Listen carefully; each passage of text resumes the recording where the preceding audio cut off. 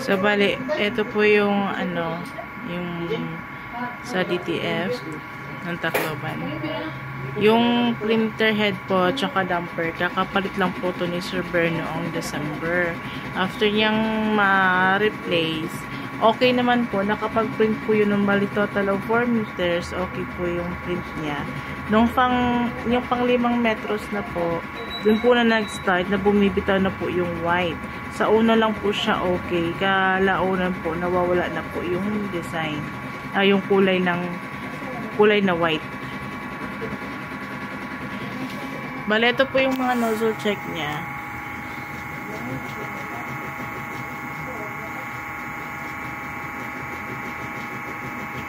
Okay po yung sa color niya. Yung sa white lang po talaga yung may problem.